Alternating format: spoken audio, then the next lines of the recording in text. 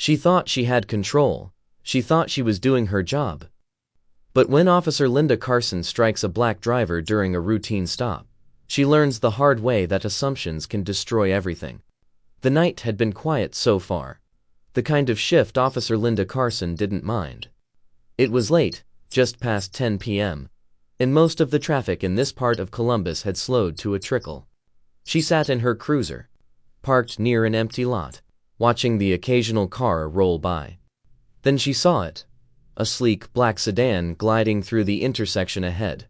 It was one of those expensive models, the kind that looked like it belonged in a CEO's driveway. Nothing about it seemed out of place, except for one small thing. No turn signal. Technically, it was a violation. A minor one, sure, but still a reason to stop the driver. And maybe, just maybe, Linda felt like reminding people that rules were rules. She pulled onto the street, accelerating just enough to close the distance. A quick flick of her lights. The sedan's brake lights flared as it slowed, then smoothly pulled over to the side. Linda took her time stepping out, one hand on her belt, the other adjusting her radio. The street was quiet, only the low hum of street lights above, and the occasional car in the distance. As she approached the driver's side window, the glass rolled down with an almost deliberate slowness. And there he was. A black man, mid-40s, neatly trimmed beard, tailored navy suit. He looked expensive, like someone who knew he belonged in a car like this. His hands rested calmly on the steering wheel, fingers barely twitching as he glanced at her. Linda felt something tighten in her chest. She didn't like the way he looked at her. Not nervous, not apologetic. Just waiting. License and registration. Her voice came out firmer than necessary.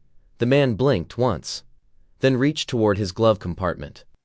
Slow. Controlled. Like he already knew what she was thinking.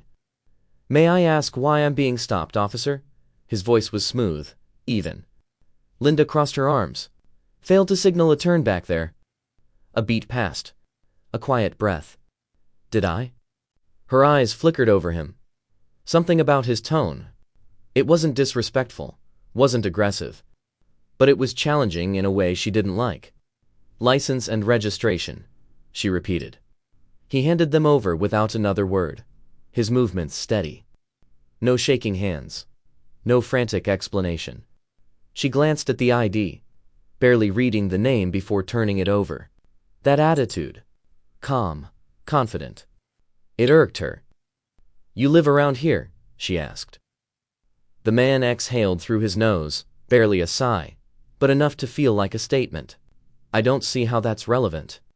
Linda's grip on his ID tightened. She had been on the force for over a decade, long enough to know when someone wasn't taking her seriously. Long enough to know when someone thought they could get away with something. She straightened. "Step out of the vehicle." For the first time, the man's expression changed. His jaw set, his head tilting slightly. "Why?" "I asked you to step out." A muscle in his cheek twitched, but he didn't argue. He just sighed, unbuckled his seatbelt, and pushed the door open. Linda stepped back as he stood. He was taller than she expected, broad-shouldered. There was no tension in his stance, no aggression, but something in his presence made her pulse tick up a notch. She gestured toward the back of the car. "Hands on the trunk." The man exhaled through his nose again, a slow, deliberate breath, before turning to place his palms flat against the cool metal. Linda's heart pounded. She could feel the shift now, the shift in power. This was her moment to remind him who was in charge. She reached forward, pressing a hand against his back, guiding him down just slightly. He stiffened. And that was when something inside her snapped. Before she even thought about it, before she even registered what she was doing, her palm struck his cheek. A sharp, stinging crack that echoed in the empty street. The man's head jerked to the side, his body freezing completely. Silence. Thick. Heavy. Linda's own breath hitched. For a second, the world felt still. Then, slowly, he turned his head back to her. His face unreadable. His jaw clenched just once before he took a steady breath. And then, in the most controlled, deliberate movement, he reached into his jacket pocket. Linda's stomach twisted. He pulled out his ID, held it up. Nathaniel Grant. Her eyes flickered down, scanning the title beneath his name. Chief of Police. Her superior. Linda's pulse roared in her ears. Her fingers went numb. The ground beneath her felt like it had just cracked wide open. And standing right in front of her, Nathaniel Grant just watched. But this was far from over. Linda felt her body lock up. It was like her brain refused to process what her eyes were seeing. Chief of Police. Not just any cop. Not just some desk officer or a detective from another precinct. Her boss. She had struck her boss. Nathaniel Grant still held up his ID, his fingers loose around the edges. But his expression didn't change. He wasn't angry. He wasn't demanding an explanation. He was just looking at her. And somehow, that was worse. Linda's breath came short. A dozen thoughts clashed in her head, none of them forming into words. She could hear her own heartbeat pounding like a drum against her ribs. Chief Grant, She stopped. There was no good way to finish that sentence. No excuse that wouldn't sound desperate. A voice cut through the thick silence. Everything okay here, Officer Carson? She turned sharply. Another patrol car had pulled up behind hers, the blue and red lights throwing fractured colors across the pavement. Officer Reynolds, her usual partner, stood just a few feet away, eyebrows drawn together in confusion. Ender opened her mouth, but Grant spoke first. Fine, he said smoothly, slipping his ID back into his pocket. Your officer here was just conducting a stop. Reynolds glanced between them, his eyes narrowing. Sir, Grant didn't look at him.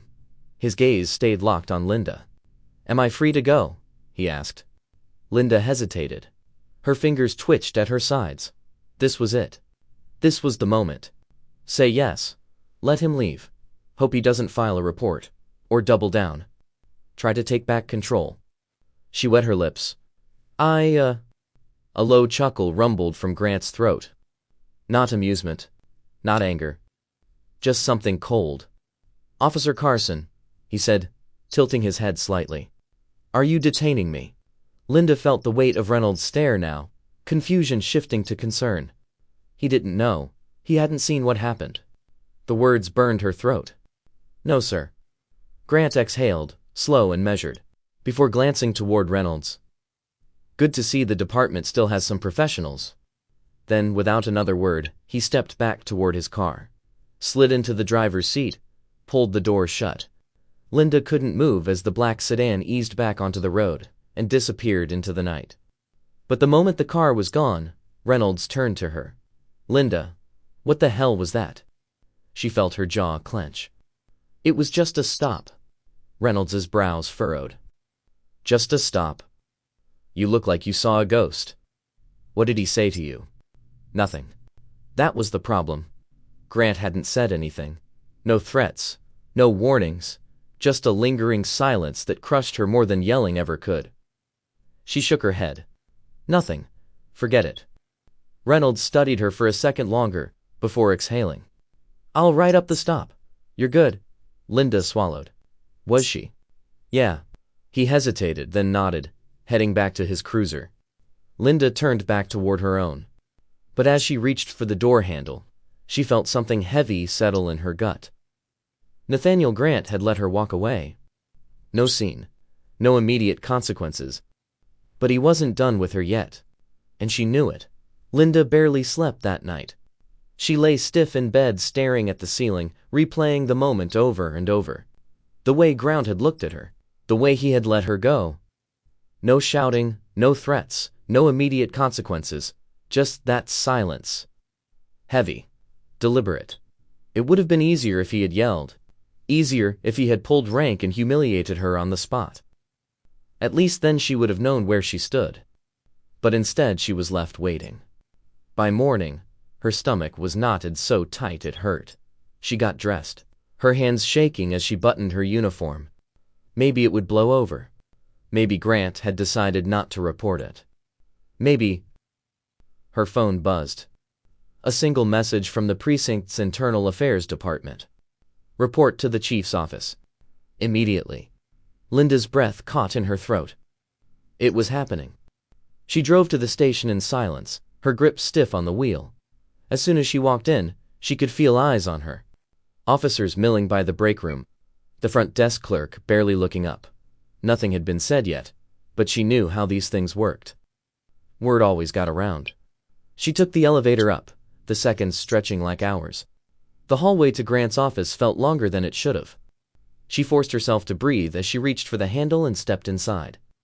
Grant was at his desk, flipping through a file.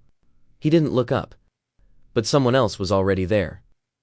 Captain Howard, a man who had been with the department for over 20 years, stood off to the side, arms crossed, face unreadable.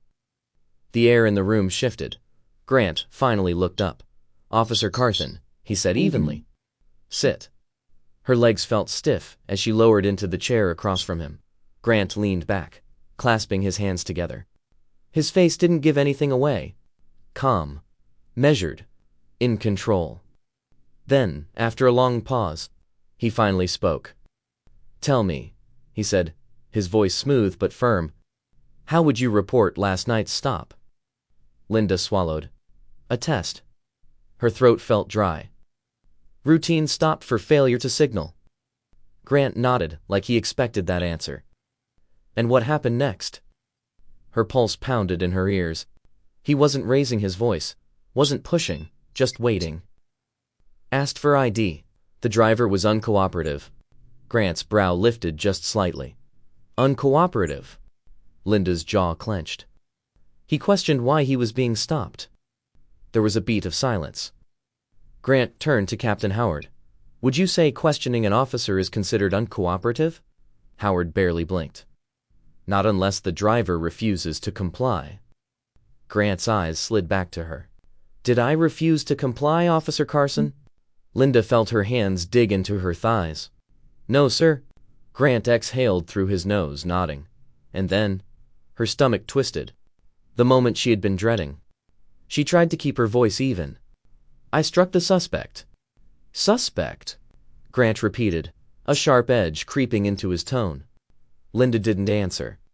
Grant studied her, then leaned forward, elbows resting on his desk. "Why did you hit me, Officer Carson?" The question sank into her like a hook. Howard remained silent, his gaze heavy on her. Her lips parted, but the words didn't come. Grant's voice remained steady, but something cold sat beneath it. "Did you feel threatened?" "No, sir." "Did I resist?" "No, sir." "Did I insult you?" Linda's stomach churned. Grant held her gaze. "Then what exactly made you strike me?" The room felt too small, the walls too close, her throat locked up. "You don't have an answer," Grant murmured. He didn't yell, didn't call her a racist, didn't say anything she hadn't already thought about all night. Instead, he let the silence crush her. Finally, Grant straightened. He took a breath, then slid a single piece of paper across the desk. Her heart stopped. "A suspension notice. You're off duty until further notice," he said simply. Linda's hands shook as she reached for it. "Chief Grant, But he was already standing. Dismissed. Linda felt like she was sinking. She stood, barely remembering how to walk. Her legs felt like they weren't attached to her body.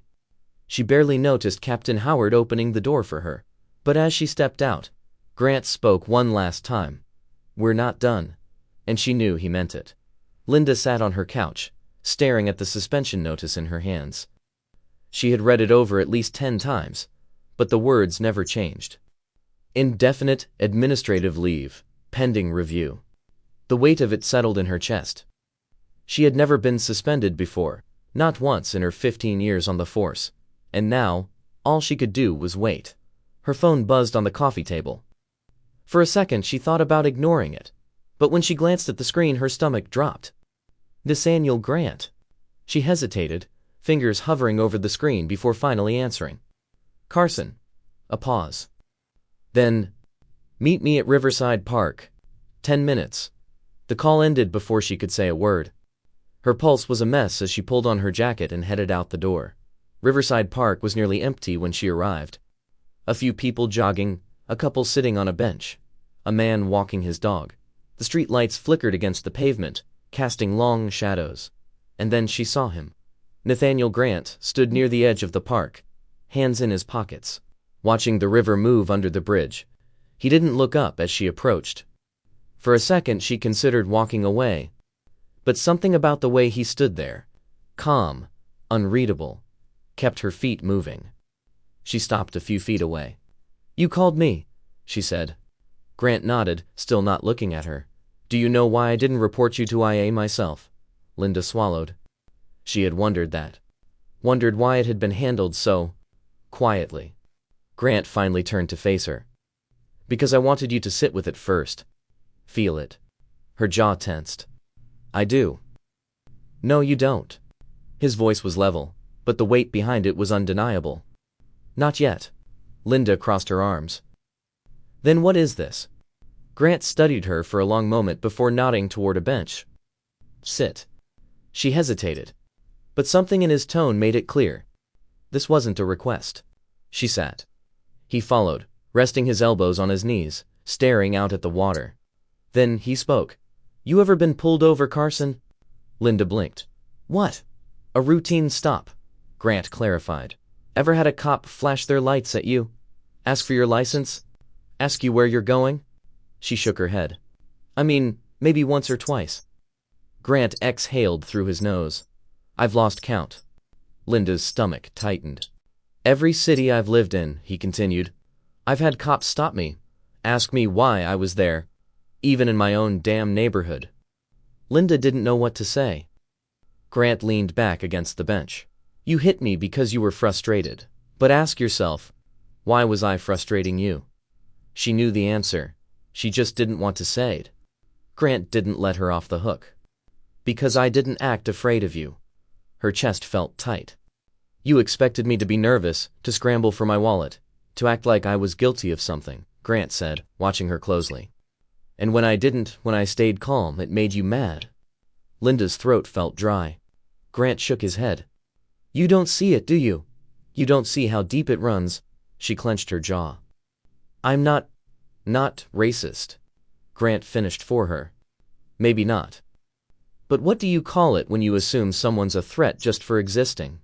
The words hit hard. For a long time neither of them spoke. The sounds of the river, the distant hum of the city, filled the silence. Finally, Grant sighed. "I didn't ask you here to tear you apart. I asked you here because you've got a choice to make." Linda frowned. "What choice?" Grant turned toward her, his expression unreadable. "You can walk away from this and tell yourself it was just a mistake." His voice was quiet, but there was no mistaking the weight behind it. "Or you can sit with it. Really sit with it. And ask yourself why it happened." Linda looked away, staring at the water. Grant stood. "When Internal Affairs calls you back in, they're going to ask if you've learned anything." He took a step back. "Figure out what your answer's going to be."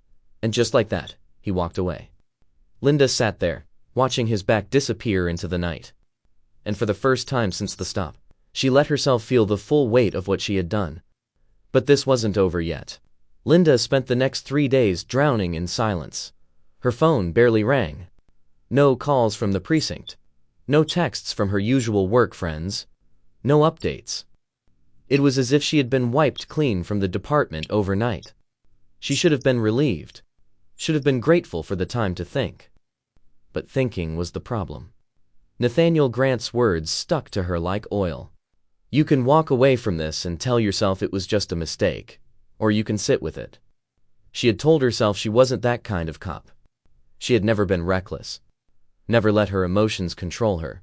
But that night, she had. And now, the weight of it wouldn't let go. On the 4th day, the call finally came.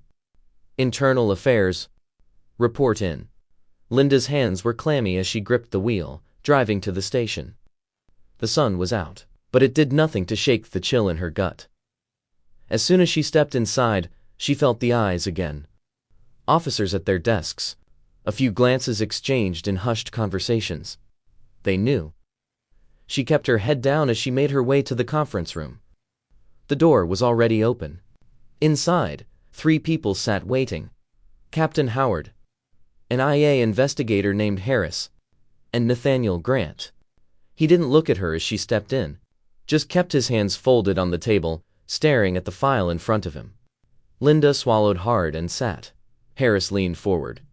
"Officer Carson, let's talk about the stop from last week." Her throat was dry. "Yes, sir." "According to your statement," Harris continued, flipping through the papers, "you pulled the driver over for a failure to signal, is that correct?" "Yes, sir." Harris nodded. "And at what point did you escalate to physical force?" Linda's stomach twisted. She could feel Grant's presence across the table, his silence just as loud as the question itself. She swallowed. "I struck the driver after asking him to step out of the vehicle." "Why?" The word landed hard. Linda had rehearsed this in her head 100 times, but every excuse, every justification, suddenly felt hollow. Her lips pressed together. "I lost my temper." Captain Howard shifted in his chair. Harris's brow lifted slightly, as if he hadn't expected her to say it so plainly. Harris flipped to another page. "You wrote here that you felt the driver was being uncooperative." Linda's hands curled into fists under the table. She exhaled. "I assumed he was resisting when he wasn't." For the first time, Grant looked up. Their eyes met. "Assumed," he repeated. Linda felt the weight of that word. Silence stretched between them. Then Harris cleared his throat. "Chief Grant, do you have anything to add?" Grant sat back in his chair. He studied her for a moment, then exhaled. "Not yet." Harris closed the file. "Officer Carson, here's where we are. You've been on the force for 15 years with no prior disciplinary action. That works in your favor. However, this was an unjustified use of force. That's not something we can ignore." Linda felt her pulse pick up. Harris continued. "You are looking at a minimum suspension of 60 days without pay. Additionally, you'll be required to attend de-escalation and bias training. A second offense of this nature will result in termination." Linda let out a slow breath. It wasn't good news, but it wasn't the end either. She nodded. "Understood." Harris stood, gathering his files. "We'll finalize the paperwork. You're dismissed." Linda rose from her seat, but Grant didn't move. He watched her, his expression unreadable. Then, just as she reached the door, he finally spoke. "Carson." She stopped. Grant's voice was calm, even, but there was no mistaking the weight behind it. "This isn't over." Linda didn't turn around. She just gripped the doorknob, forcing herself to breathe, because deep down she knew he was right. And the real work hadn't even started yet. Linda sat in her car outside the station, gripping the steering wheel so tightly her knuckles turned white. 60 days. No pay. Bias training. Could have been worse. Should have been worse. She had expected anger, resentment, maybe even relief that she hadn't lost her job completely. But none of those emotions came. Instead, there was something heavier, something she had been avoiding since the moment Grant locked eyes with her that night. Shame. She had assumed. She had reacted. She had abused her authority. And she had gotten away with a slap on the wrist. Grant was right. This wasn't over. Not by a long shot. The first day of training was humiliating. The room was small, with about a dozen other officers. Some rookies, some veterans like her. No one spoke much. No one wanted to be there. The instructor was a retired detective, an older black woman named Joanna Pierce. She looked over the room, her expression unreadable, then clicked the projector remote. A traffic stop video played. Linda watched in silence. The footage was grainy, taken from a body cam, but the story was clear. A black man, pulled over for a minor infraction. The officer, white, just like her, escalated the situation, voice sharp, tone clipped. The man kept his hands visible, his voice calm, but it didn't matter. The officer's frustration grew, tension rising. And then the officer grabbed him. The room stayed silent as the video ended. Joanna crossed her arms. "Let's talk about assumptions." No one spoke. She let the silence stretch. Then she turned, her eyes locking onto Linda. "Carson," she said, her voice even. "What did the officer see when he pulled that man over?" Linda's throat tightened. She knew the answer. "He saw a threat," she said quietly. Joanna nodded. "And what did you see when you pulled over Chief Grant?" Linda's breath felt heavy. The words came out barely above a whisper. A threat. Joanna tilted her head. And was he? Linda swallowed. No. Joanna leaned forward slightly, her voice softer now. Then where did that idea come from? The question burned through her. Where had it come from? Was it the way she had been trained? The subtle messages picked up over the years? The idea that certain people in certain places didn't belong. Linda had spent her whole career telling herself she wasn't biased, that she treated everyone the same. But that night with Grant had proved something she didn't want to admit. It wasn't true. She didn't have an answer. Not yet. But for the first time she wasn't looking away from the question. Joanna held her gaze for a moment longer, then nodded. Good. Linda let out a breath she hadn't realized she was holding.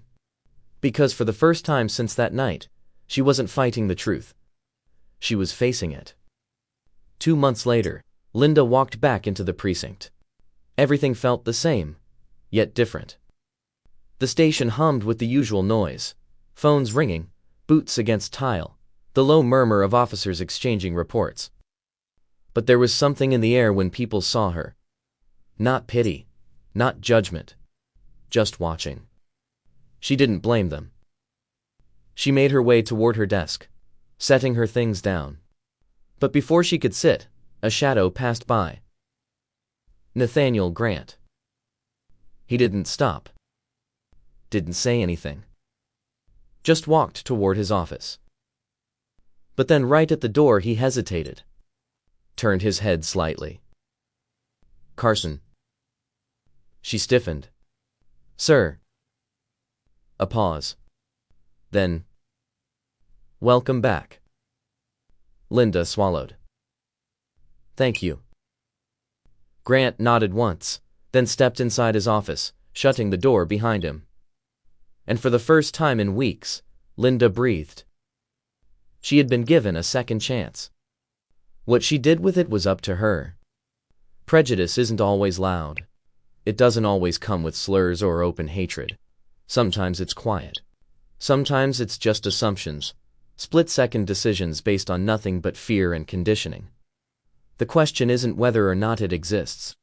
The question is whether or not you're willing to face it. And if you are, what will you do about it? If this story made you think, share it. Let's have the conversations that actually matter.